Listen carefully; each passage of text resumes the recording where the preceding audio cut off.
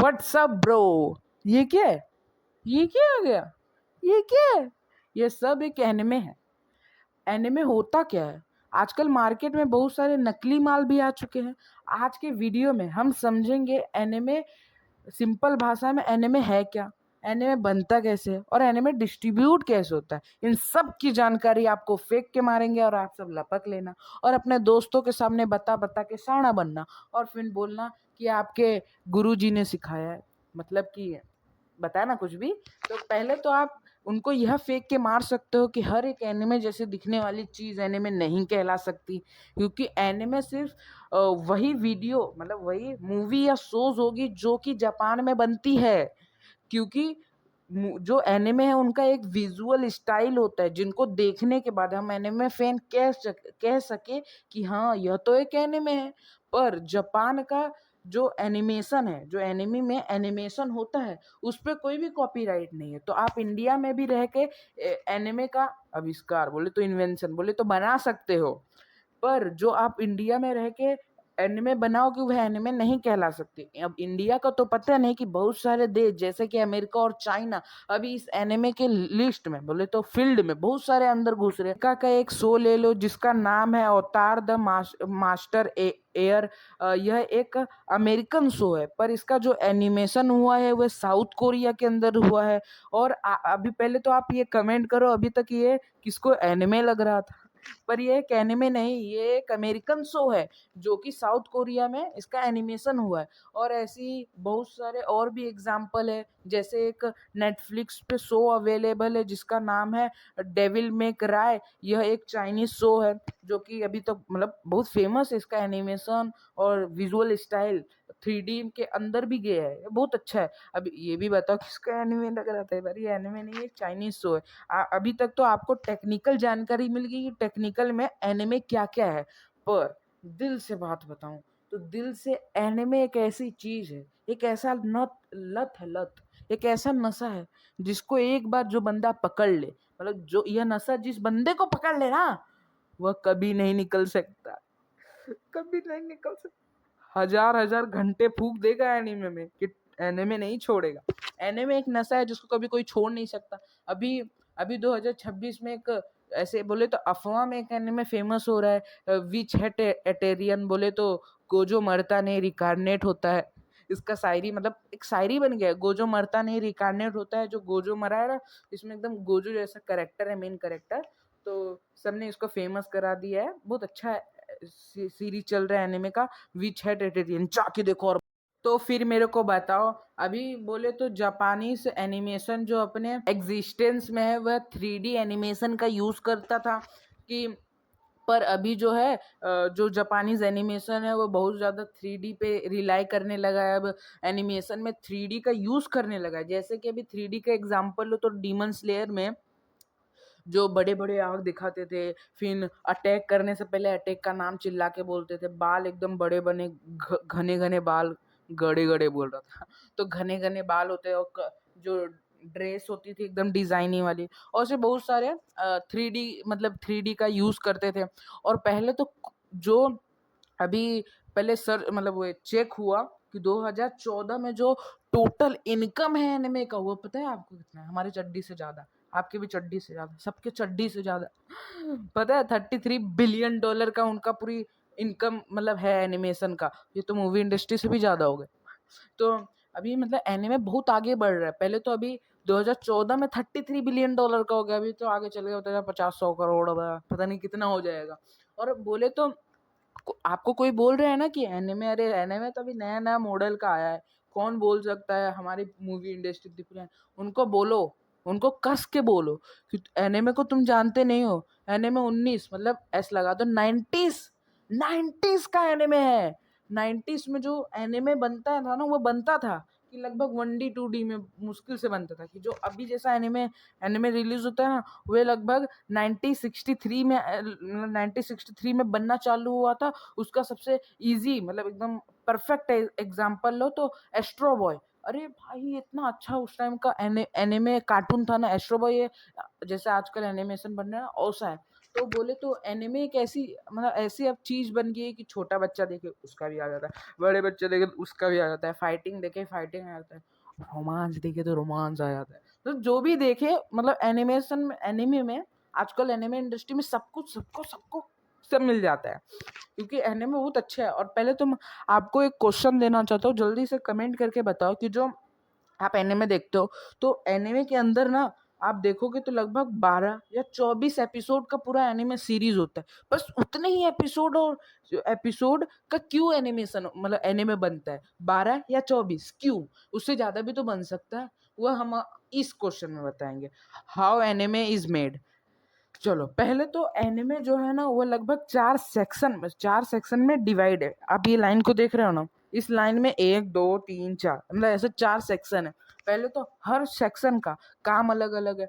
जैसे कि पहले तो एनिमे बनेगा किस पे, एनिमे बनेगा किस पे डिसाइड होगा, तो पैसा कहाँ से आएगा। चलो पैसा डिसाइड होगा तो एनिमे एनिमे में एनिमेशन कैसे आएगा, एनिमेशन होगा डिस्ट्रीब्यूट कैसे करें, मतलब हर चीज़ के बारे में हर हर एक लेवल का चीज़ होता है। जैसे आप पहले पे देख लो, पहला पहला तो ये डिसाइड करता है कि जो एनिमे है, जैसे कि एक एनिमे है वो बनेगा किस पे, उसकी स्टोरी कहाँ से आएगी, ये डिसाइड करता है। तो जैसे कि अब एक डीमन स्लेयर है, डीमन स्लेयर एनिमे है, तो अब जैसे डीमन स्लेयर की स्टोरी है वो कहाँ से आई, एक मांगा लिखा गया था डीमन स्लेयर, उस पे से आई है। तो अब जैसे कि 3 जगह से मतलब ये जो है स्टोरी ये 3 जगह से आ सकती है। पहला तो मतलब ऐसा बहुत जगह से आता है कि लगभग 3 जगह से आती है। पहला तो कोई भी एक फेमस मतलब अच्छा सा एक एनिमे ले लो और उस एनिमे पे एक एनिमे बना डालो, मतलब एक मांगा ले लो और मांगा पे एक एनिमे बना डालो। मतलब ऐसा बहुत सारे आपको मतलब लगभग पूरी इंडस्ट्री में सबसे ज्यादा इसी में बनता है। मतलब मांगा ले लो उस पे एक एनिमे बना दो। और सबसे रेयर जो होता है ना एक मतलब एक मांगा मतलब एक एनिमे बनाना, ये डिसाइड हो गया। तो अब उसके लिए स्टोरी लिखी जाती है पूरा, ये सबसे रेयर होता है, ये सबसे कम दिखेगा। 1 ही 2 एनिमे ऐसा होगा जिसमें कि सिर्फ उस एनिमे के लिए एक स्टोरी लिखी गई हो। और नहीं तो तीसरा लाइट नॉवल ले लेते, उस पर एक स्टोरी बना देते, काम खत्म, दुनिया हम मतलब ऐसा होता है। और दूसरा बोले तो पहले तो अब हमको ये डिसाइड हो गया, चलो स्टोरी मिल गई, एनिमे बनने के लिए मतलब एनिमे बनने का स्टोरी तैयार हो गया। अब ये पैसा कौन देगा, पैसा कहाँ से आएगा? तो पैसा देने के लिए एंट्री होती है इस फील्ड में प्रोडक्शन कमीशन। जो प्रोडक्शन कमीशन है उसकी एंट्री होगी, पैसा आएगा। प्रोडक्शन कमीशन एक नहीं होता, इसमें बहुत सारे कंपनी जुड़े होते हैं। मतलब जैसे कि अब प्रोडक्शन कमीशन है, अब एक एनिमे है, अब जैसे एक डीमन स्लेयर है, तो डीमन स्लेयर बहुत फेमस हुआ। तो डीमन स्लेयर कौन से मूवी शो पे निकला, जैसे कि मूवी शो होता है ना, तो उस पर कौन से मूवी शो पे निकला था वे होगा। तो इसका जो मांगा था वे होगा। अने जैसे कि अब डीमन स्लेयर है, तो डीमन स्लेयर का फेमस होगा तो उसका कपड़ा जूता, सॉरी सॉरी जूता तो इज्जत डाउन होगा, तो बोले तो कपड़ा मतलब हेयर का कलर भी मिलता है, और नो वे क्या बोलते हैं टॉयस मिलता है, ऐसा बहुत कुछ मिलता है ना। तो वो जो बनाते हैं तो उसकी कंपनी होगी। मतलब ऐसे बहुत सारे कंपनी मिल के एक वो बनाते हैं, कंपनी बनाते हैं जिसका नाम है प्रोडक्शन कमीशन, कमीशन बनाते हैं जिसका नाम है प्रोडक्शन कमीशन। तो ये प्रोडक्शन कमीशन जो है ये पैसा लगाएगी एनिमे पे और फिर एनिमे तैयार होगा। कि पर जो चेंसो मैन है ये एक बहुत रेयर एग्जाम्पल है अभी तक का इंडस्ट्री में। जो चेंसो मैन है इसके लिए कोई प्रोडक्शन कमीशन नहीं लगी थी पप्पो। ये जो चेंसो मैन है इसके लिए सिर्फ एक ही वे इन क्या बोलते हैं स्टूडियो लगा था जिसका नाम है मापा जिंदाबाद। मतलब मापा वो लगा था स्टूडियो, मापा ने बोला कि मैं एनिमे बनाऊंगा, मतलब चल गया तो चल गया, डूब गया तो डूब गया। कि मापा वाला सब समझदार है, वो लोग बोले कि 80+ वाला है, 80+ बनाएंगे तो पास हो ही जाए, और पास हो गया। आजकल चेंसो मैन बहुत फेमस है, तो मापा वाला बहुत समझदार था, 80+ वाले पे एक एनिमे बना डाला और चेंसो मैन टॉप टाइम पे चला गया। तो चेंसो मैन अच्छा है। हाँ, तो मापा वाले को बहुत फायदा हुआ, जो भी पैसा वैसा आया वो सब मापा के पास गया, मापा फेमस हो गया, पैसा वाला हो गया, पैसा पैसा, और कुछ बोल सकते हैं क्या? तो मापा वाला बहुत समझदार है। तो अब हमें पैसा आ गया, स्टोरी डिसाइड हो गई। अब हम बात करेंगे तीसरा, तीसरा है जो एनिमेशन। ये देखो तीसरा एनिमेशन, एनिमेशन मतलब कि जो देखो हमारे हमने क्या डिसाइड कर लिया, स्टोरी डिसाइड कर लिया, बराबर। स्टोरी पता चल गया, वे जो प्रोडक्शन कमीशन है वो भी आ गया, मतलब पैसा भी आ गया। तो अब बचा जो स्टोरी है, उस पे एक एनिमे बनाने की बारी। तो जो प्रोडक्शन कमीशन है वो लोग बैठेंगे ग्रुप बना के, और उन लोग में वोटिंग होगी कौन से स्टूडियो, मतलब कौन से स्टूडियो को उनको देना है एनिमेशन बनाने के, इस पे एनिमे बनाने को। तो वो लोग पहले देखो, एक फिक्स डेट होता है, जैसे कि मैं तेरे को 14 दिन, गलत डेट हो गया, हाँ? तो मतलब तुम लोग को 20 दिन दूंगा, 10 लाख दूंगा। तो जो भी कम पैसे में कम दिन में अच्छा एनिमेशन बना के देगा मैं उसको दे दूंगा।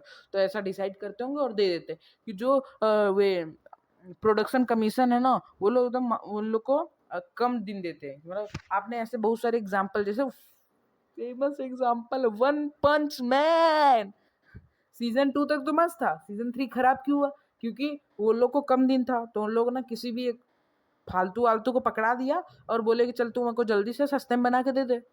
सस्ते में तो उन्होंने क्या बना दिया, तो भी फेमस हो गया। क्या बोलूं मैं, वन पंच मैन को क्या बोलूं मैं, तो नहीं बोल सकते ना। तो इसलिए ये लोग पागल है, इतना अच्छा फेमस हो रहा है तो अच्छा है, पैसा लगा के अच्छा बनाओ और अच्छा पैसा कमाओ, कि नहीं? इन लोगों को कम पैसा में कम बनाना, क्या बोलूं, छोड़ो। तो अब एनिमेशन के लिए हमने दे दिया, तो अब आई चौथे की बारी जिसका नाम है डिस्ट्रीब्यूशन। मतलब अब हम इसको लॉन्च और कहाँ कहाँ पे भेजेंगे। तो देखो, पहले तो जो एनिमे बनता है जापान में, वो लगभग 95% किस लिए बनता है, मतलब अभी अभी इसका ज़्यादा से ज़्यादा एक जो एनिमे बनता है वो किस पे, टीवी पे, जो फैमिली शोज होते हैं टीवी पे आते हैं, उन पे लॉन्च होने के लिए। तो आपसे मैंने थोड़ी देर पहले एक क्वेश्चन पूछा था कि उनमें 12 और 24 एपिसोड क्यों होते हैं, अभी बताता हूँ। पहले तो आगे बढ़ने दो। तो अब ये जो ये टॉपिक है इतना कॉम्प्लेक्स है ना, इस पे मैं चाहूँ तो हर एक एग्जाम्पल के लिए पूरा एक वीडियो बना सकता हूँ सेपरेट। बहुत कंफ्यूजन है, तो मैं सिंपल भाषा में समझाऊँ तो पहले तो वे डिस्ट्रीब्यूट करने के लिए जापान में जो भी सीरीज या प्लेटफॉर्म होगी उन लोग के पास जाएंगे। जैसे कि अब जो जापान में है ना, उन लोग को 3-3 मौसम में डिवाइड करके रखते हैं। पहले तो जनवरी फरवरी मार्च एक में कर देंगे, फिर अप्रैल मई जून जुलाई अगस्त सितंबर अक्टूबर नवंबर और दिसंबर, ऐसे 4 सेक्शन में 3-3 सीजन को डिवाइड कर देंगे, मतलब 3-3 मंथ को ऐसे डिवाइड कर देंगे। और फिर जो भी मतलब अब एनिमे लॉन्च करने को होगा ना, तो इनके पहले पहले मंथ में लॉन्च कर देंगे। तो अब 12 एपिसोड, अब 12 थ्री से कितना होता है, 12 सॉरी सॉरी 4 3 12, मतलब 12 एपिसोड का होता है। तो इन लोग के 3 में एक एक एपिसोड, मतलब लगभग कितना, एक वीक, 1 वीक, मतलब बोले तो 1 वीक में एक एपिसोड आता है। तो लगभग 1 मंथ में 3 या 4 वीक होते हैं। तो 4 वीक होते हैं और 3 मंथ है, 4 3 12, 12 एपिसोड होंगे। देखो मैं दिमाग में पढ़ता बहुत हूँ, मैं मैथमेटिशियन हूँ। तो ऐसा होता है। तो अब देखोगे तो कोई भी एक एनिमे होगा, उसमें ना जो टाइम होगा एनिमे का, वो लगभग 22 23 24 का ही होगा। क्यों होगा? क्योंकि जो वे मैं बोला ना अभी, जो एनिमे बनता है, वो लगभग जापान में मूवी शो, मतलब टीवी पे चलने के लिए बनता है, बराबर। तो जो टीवी पे है ना, उन लोग को आधे आधे घंटे का स्लॉट मिलता है। तो अब आधे घंटे में उनको ऐड भी चलाना होता है, और वे मतलब सब कुछ चलाना होता है, तो सब कुछ करना भी होता है वही आधे घंटे में। तो उन लोग को 21 22 का होता है, उसमें ऐड भी चलाना होता है, एनिमे भी दिखाना होता है। आपने कभी ध्यान से एकदम उस कहने में देखा होगा ना, तो उसमें पता चलेगा कि पहले जो एनिमे की स्टोरी है ना, वो थोड़ा सा हाइप जाएगी, फिर डाउन आएगी, हाइप जाएगी, डाउन जाएगी, हाइप जाएगी। क्योंकि देखो, पहले जब हाइप जाएगा ना, तो कट कर देना और ऐड चला देते हो। अब मैं सोचूंगा कि अरे यार इसके बाद क्या होगा, तो फिर मैं कहीं तो और चला जाऊंगा। जैसे कि मैं टीवी है तो मैं मूवी देखने चला गया, तो फिर मुझे पता है 2-3 मिनट में ऐड खत्म हो जाता है, 2-3 मिनट में धड़ाम से फिर आ जाऊंगा एनिमे देखने। कि इसलिए कि मेरा मतलब जो हम देख रहे हैं, हम पब्लिक्स भी ना जाए, ऐड भी चल जाए, प्रमोशन भी हो जाए, सब कुछ हो जाए, 30 मिनट के अंदर सारा गेम खत्म हो जाए, समझ गए ना? इसलिए हम भी चलते